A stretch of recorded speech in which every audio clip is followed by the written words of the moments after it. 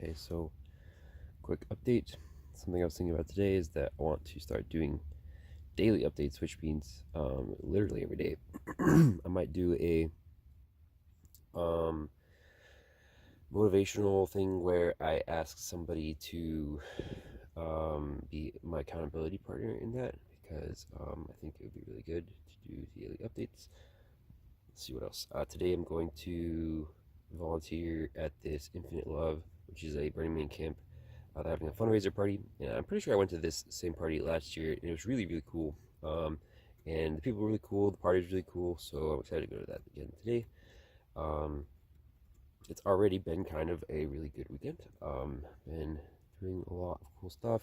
Yesterday morning, I was at this co-working thing at the SF Papas, which is like publicly owned private open spaces, and there's one that's in particular that's really nice. It's a big enclosed place, very beautiful, and we did a co-working thing there, and I met some really cool people. I met a guy who I'm really excited to talk with more in the future.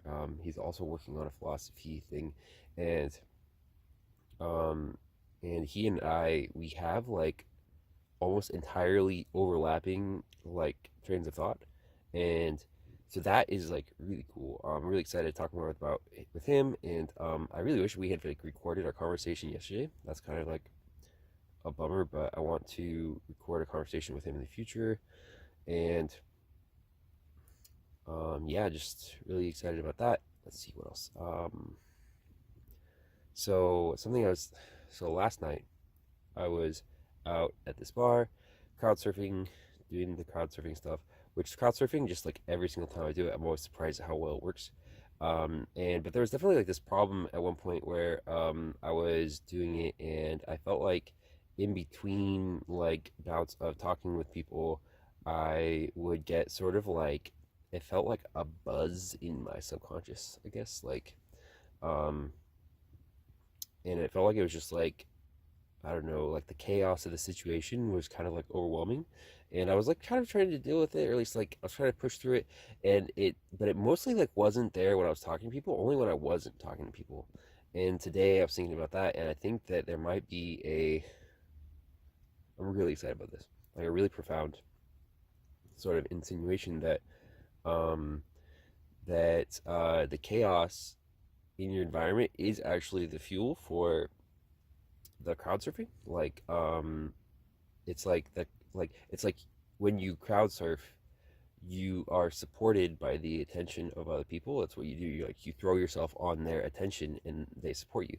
And um and so I don't know, it's just like it's almost like I was thinking about today, like reflecting about it, and I think it might almost be like literally you want to pursue the chaos in your perception and sort of like seek it out, and like um I don't know, like wherever there is chaos in your perception, you want to orient yourself in that direction and go that direction, because it's like as a so minesweeping is the analogy I'm using for when you like relate as an individual or as an individualist versus crowd surfing as a collectivist. And um like the like chaos in your environment is like a negative all the time as an individual, but as a crowd surfer it's kind of like a good thing. And so I don't know, this is like very early days, but I'm kind of really excited about it because this reminds me of I'll look up the name for it if there's a name for it. There's a lot of like stuff in Orson Scott Card's books that I feel like are very prescient. He's got like in Ender's Game, there is a they call it the Doctor device, and it's a device where you shoot something at like a planet or something, and it just like tears apart all of the atoms, and until there's nothing left, and then they all sort of like coalesce back together because of gravity, but it sort of just like tears itself apart, and